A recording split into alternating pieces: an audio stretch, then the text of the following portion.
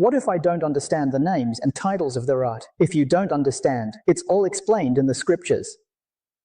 What the scriptures go on to say is essentially these meanings. So the names and titles are the overall guiding principles of the entire scripture. Once you become familiar, just by looking at the name of this bodhisattva, you can grasp the main principles. You'll know how to live your daily life, how to work, how to handle affairs and interact with others. Stay away from all unnecessary stories. Achieve boundless and infinite scholarly virtues. That is to adorn oneself and one's living environment with dignity. Like the Vairocana Buddha in the Avatamsaka Sutra or the Western Pure Land described in the Amitabha Sutra. Those are your own karmic results. Understanding how to cultivate causes will determine the kind of results you get. The law of cause and effect is never wrong. Therefore, thoughts, motivations, words, and actions. We must be responsible to society. If I have this thought, and the whole society follows my example, will this society be stable?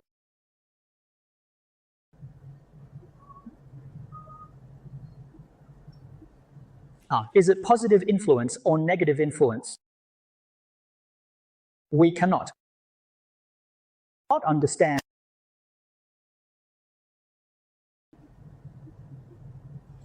The teachings of ancient sages and wise men, timeless truths and famous sayings.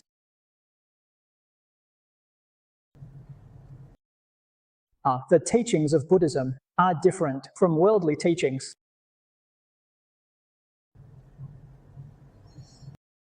For example, worldly laws. The enmity of killing one's father is irreconcilable. In this world, such a grievance must be avenged. If you don't seek revenge, society will say you are unfilial. In this world, sages teach that seeking revenge is not wrong. It is in accordance with worldly laws. If this person is an official, you cannot seek revenge in office. Why can't you seek revenge? Because they are currently in public service, serving the community. If you seek revenge, there will be no one to serve society. So you cannot take revenge now. When can you? Wait until one day they are out of office. You can repay. Why is that? Because they are no longer serving the public. We can then discuss personal matters. It shows that every thought is for society. Every thought is for the benefit of the public. This world can indeed teach people. How does Buddhism teach? Buddhism teaches that you absolutely cannot seek revenge. Why is that? Revenge. If you take revenge in this life, in the next life, they will take revenge on you, life after life. This cycle of revenge goes on endlessly. Moreover, this enmity only deepens over time. So Buddhism teaches us not to seek revenge.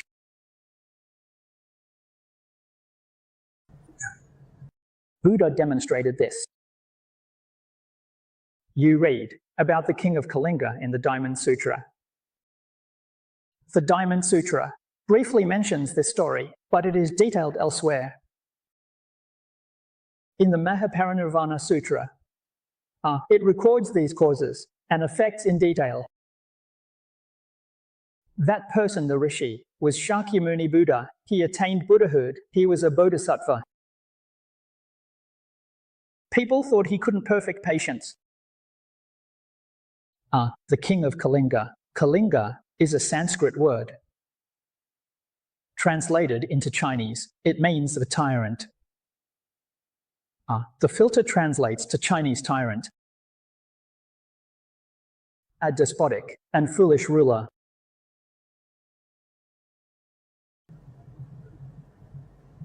Unreasonable. Encountered a hermit on the mountain.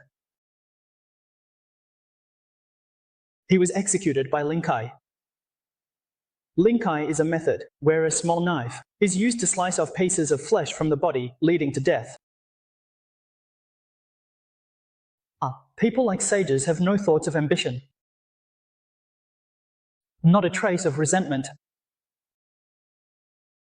Buddhism teaches us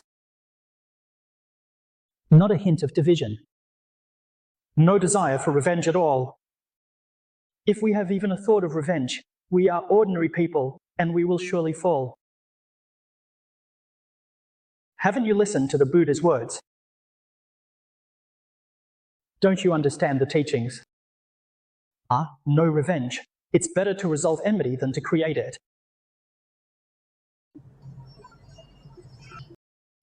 He took revenge on me. Understand. Everything is repaying a debt. Sai, this is me introducing myself. In the next life, when we meet again, let's happily resolve it. Do not act against anyone. Consider everything as repaying a debt. Look at how pure our mind is. Everything is at ease. Always maintain closeness, equality, and awareness. This is cultivating the roots. Principle. The non-dual method of achieving and cultivating the roots. Others repay me. I am filled with joy. When others insult us, we gladly accept it. Others. When they harm us, we also gladly accept it. Master Yingguang's family. It caused your family to be destroyed. It caused you to be torn apart by 5 horses. No resentment, not even towards the heavens. Absolutely no hatred towards the person who harmed me. No resentment. I must see it as something I am destined to endure. It was predetermined. With such a mindset, there is no way that chanting Buddha's name won't be fulfilled, even if harmed to death. Still must ensure it. Why? Because entering the Buddha's and Bodhisattva's respect for heaven and earth, returning to the divine with reverence. It aligns with what is said. The saints who learn Buddhism and transcend the world are different from worldly saints. Living in the world does not depart from clarity and brightness. The transcendent saints have no emotions, completely transforming these emotions into supreme wisdom.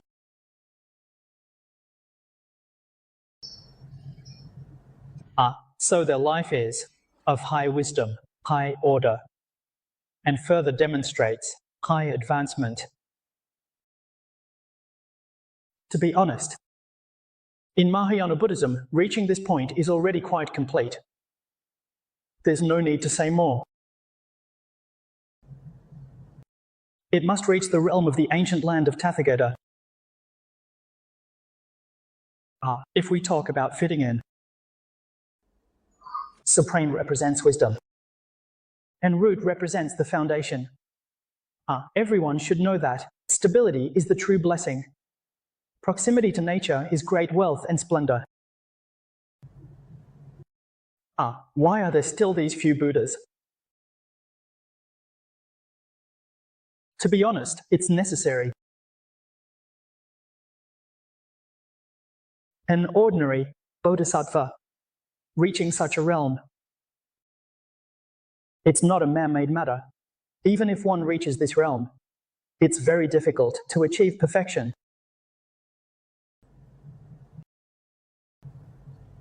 We can clearly see in the Avatamsika Sutra, this supreme and root, the transformation body, master has attained it. The teachings of language understood since junior high. Breaking one bottle of ignorance, a whole occurrence arises. Wisdom is obtained. In our perspective, looking at the 10 Dharma realms, he has achieved completeness. Complete, but not ultimately complete. Not ultimately complete. Therefore, during the Huazhang period, within the single Dharma realm, there are still the 10 abodes, 10 practices, 10 dedications, 10 grounds, and equal enlightenment, totaling 41 positions. How long does it take to gradually perfect these 41 stages to near perfection? The Buddha said in the scriptures, 3 times 27. It's a long time, not easy. Major events occur, and cultivation still requires 3 major life cycles. The Buddha shows great compassion here. It requires these incarnate masters to become a Buddha. Why waste so much time? How does one immediately become a Buddha? By being reborn in the Western Pure Land of ultimate bliss. At the Avatamsaka assembly, the 10 great vows of Samantabhadra Bodhisattva culminate in this, represented by the Bodhisattvas, behind the scenes. Rebirth in the Western Pure Land. It is the highest grade in the realm of true reward. Wow. The highest grade in the realm of true reward. Wow. Reaching that place means achievement. Truly, condensing the miracles of Xander Arsen into 1 year. How much do you think this costs? It's so incredible. So below, the Bodhisattva Xinghui, Yuanhui, and Jiangxian represent the 3 conditions for respectful practice. Faith, aspiration, practice. You need to believe. Believe in what? Believe in Amitabha Buddha. Believe in the introduction given to us by Shakyamuni Buddha. What is the method of representation? How is it specifically implemented? This is the Infinite Life Sutra. This Infinite Life Sutra is Shakyamuni Buddha's introduction to us of the Western Pure Land. This Infinite Life Sutra is a report on the solemnity of Amitabha Buddha's Pure Land. Within this there is nature, and form there are matters, and principles there are causes and effects. We must believe in all of it. 3-word sentence, must be believed without doubt. This is faith. If not such a heart. Although many people recite the Buddha's name, and many practice, not many achieve rebirth. What is the reason? They have faith, but it is not this kind of faith. Their faith is a kind of superficial belief, to put it bluntly. Can superstition cause rebirth? Superstition can cause rebirth. False names fail. How does truth show no second thought?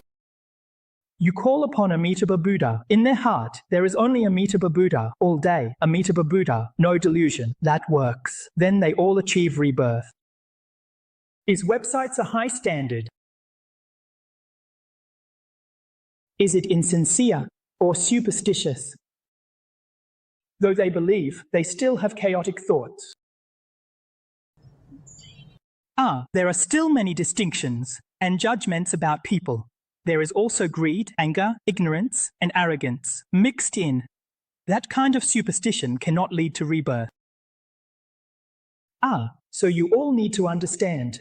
For 100% rebirth, you must believe every word and sentence in this sutra. We need to apply every word and sentence of this sutra in our daily lives. So this time, I am giving a lecture here. There is no time limit. It doesn't matter if this sutra takes 2 or 3 years to explain. You all come to listen, and it's not necessary to listen to the whole thing. Each time you listen, use what you understand and remember it. If you can practice it once, you will benefit from it for a lifetime. Huhuquan, you are the second son. Come and go. Every time you come to listen, The opportunities are boundless.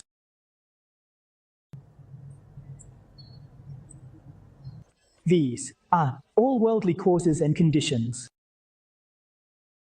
Sinshin. We, on our side, are fellow practitioners. The language is particularly exceptional, and I never thought I would come to Singapore to explain this in detail to everyone. It was unexpected. In terms of language explanation, I didn't know I could explain it so intricately. It's the blessing of the three jewels. This is not human effort. You hearing it in person is also due to the value of the three jewels. Without the value of the three jewels, you wouldn't understand it, would you? If you truly understand and take it in, it's the blessing of the Buddhas and Bodhisattvas. It shows how deep our connection is with the Western Pure Land and Amitabha Buddha through this language. As long as we lend our boundless good roots and merits, unearth them in this lifetime of ours, we can transcend cycle of rebirth. We can become Buddhas and Masters, can't we? Join Amitabha Buddha's club. We go to become members. You say how free and happy that is. The most trustworthy is simple and straightforward. Back in the day, learning. I became a monk after studying Buddhism for 7 years. Only then did I become a monk. So as soon as I became a monk, I taught at the Buddhist Academy, this family. 2 years later, I then collected gold. I went Taichung, pay respects to my teacher. That's Lilina. Went pay respects him. He met me, pointed, "Hey, you need to be happy." I was stunned. Why would he say those 2 words, "You need to be happy"? Then he asked me to sit down and explain to me. There are many monks, he said. Young they become monks, and even at 70 or 80 years old they are not happy. He could also speak eloquently, talking about all sorts of things, so why not believe in Buddhism? The Buddha's teachings in the scriptures. He hasn't followed a single word. That's why he's not happy. Without happiness, there's no appearance of happiness. Rebirth. So this is very important. The teacher especially reminded me to examine. You must truly believe, truly understand, and comprehend. Being able to follow the teachings and put them into practice, that's what truly adds value. In other words, it's about faith, aspiration, and practice. 123,321. If you say you have faith but lack aspiration and practice, that faith is false, not genuine. If you claim to have aspiration but lack faith and practice, your aspiration is false. Practice chanting Amitabha Buddha every day without heart or aspiration. Even your chanting of Amitabha Buddha is false.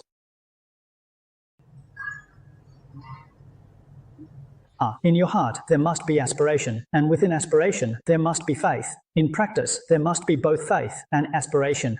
1, 2, 3, 3, 2, 1 is like a tripod. If one leg's missing, it falls. This is something we must understand. We must earnestly put it into action. Regarding the spirit, every word and sentence should be embraced wholeheartedly. Decisions must not be defied. The Buddha teaches us in the scriptures to earnestly strive to do what is required, to become a Buddha, and to refrain from doing what is forbidden. This is what we call true heart and true aspiration. And this is what aligns with Amitabha Buddha. A good student in day. Only then can you receive the care of Amitabha Buddha. Amitabha Buddha. Remember, Amitabha Buddha is revered by all blessings. The king of accumulated blessings revered by the public. In other words, you are a true student and true disciple of Amitabha Buddha. Naturally, you will receive the support of all Buddhas. Then what are you worrying about? What else can't you let go of?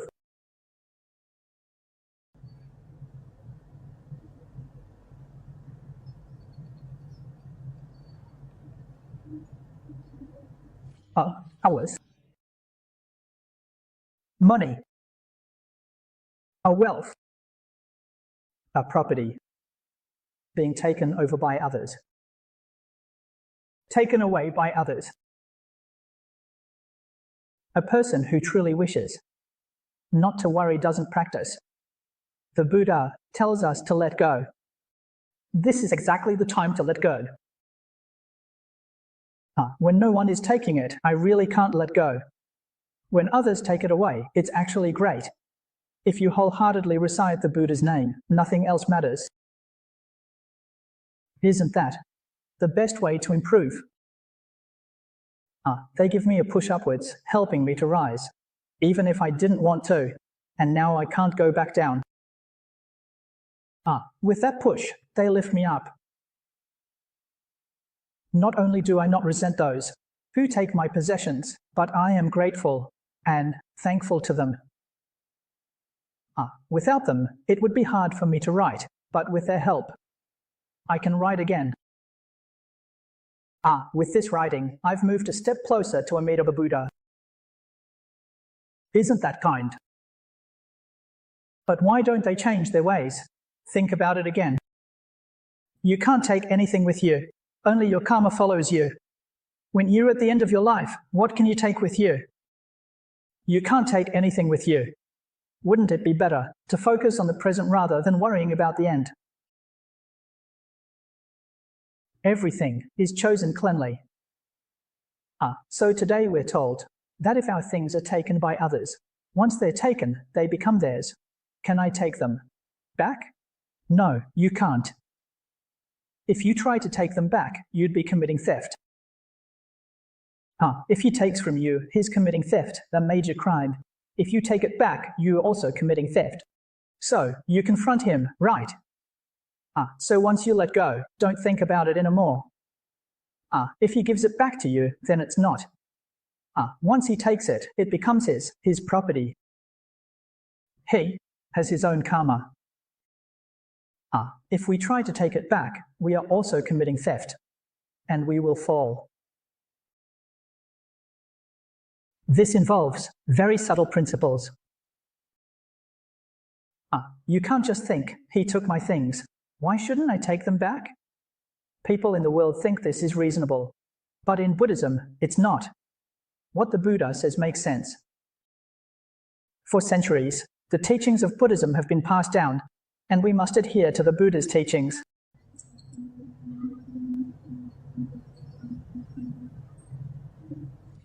We live in this world.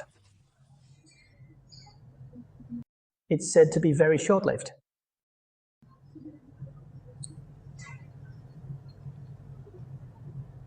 This time, I returned from Australia. That night, in Yalong, there was a power outage. It lasted for 2 or 3 hours. At our doorstep, there are 3 cacti. They bloomed at over 20 degrees. We had never seen cacti bloom before. It's very rare. The flowers bloomed white, like lotus flowers. I asked Wu Xingsi to take photos, and he took over 20. After the photos were developed, the flowers were gone. The flowers were gone. I asked everyone to have a look. Did you see any mistakes? After everyone looked at it, it seemed like no one realized. Then you wouldn't be me. When I saw this, I was highly alert. I thought, no, why? All things are impermanent, arising and ceasing in an instant. Sigh, after you see this photo, it's gone forever. Just this once, just by pressing the camera button. Only then do you realize how short life is. So why create karma? Our lives as sentient beings are just that moment, which we call the mutual agreement. The Diamond Sutra talks about being like a flash of lightning. Like lightning, it's about the truth. Like a flash is about. It's about taking form. So what thing isn't speaking the Dharma? A cactus blooms, speaking Dharma. It says all phenomena are impermanent, like a flash, like the ground, like the Diamond Sutra. What we are seeing there is the Diamond Sutra, the diamond, prajna, what you are seeing there.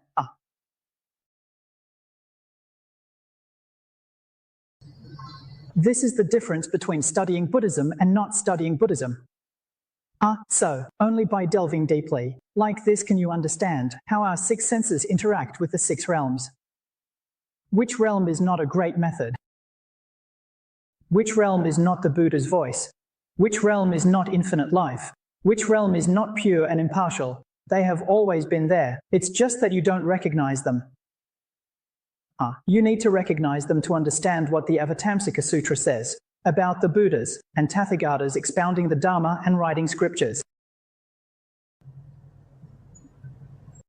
It has never ceased. In space and the world of changes, there is never a time Dharma is always spoken. Where do all the teachings manifest? All the teachings are within the realms perceived by your six senses, but unfortunately we can't see them. When it's pointed out to you, it's like a flash of lightning, a brief moment of brightness. Once the thought is gone, it's back to darkness, and you're lost again. How do you maintain the brightness of this thought? That's what is called practice. Maintaining this single thought of wisdom, keeping it going. This is supreme wisdom. Therefore, the new vow, to be reborn, in the Western Pure Land is crucial. This is extremely important. Why not seeking rebirth in the Western Pure Land? Try within the 10 Dharma realms.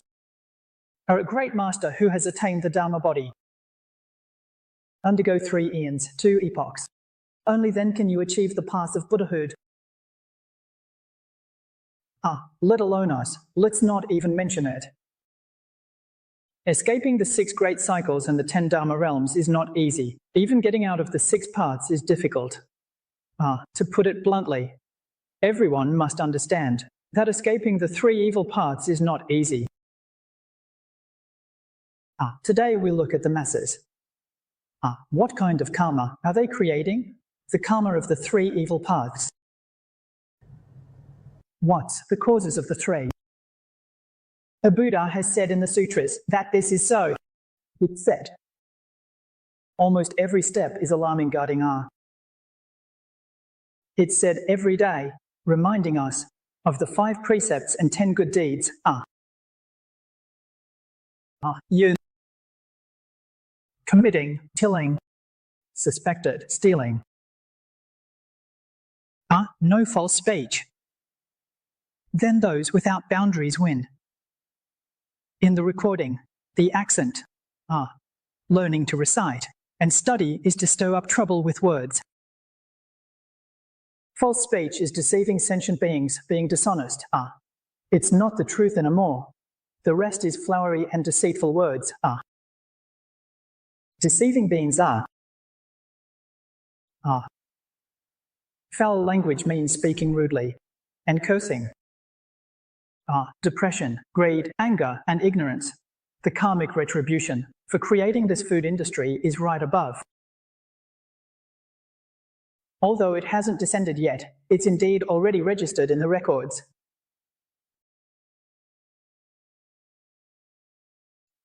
Soon he'll be reporting in.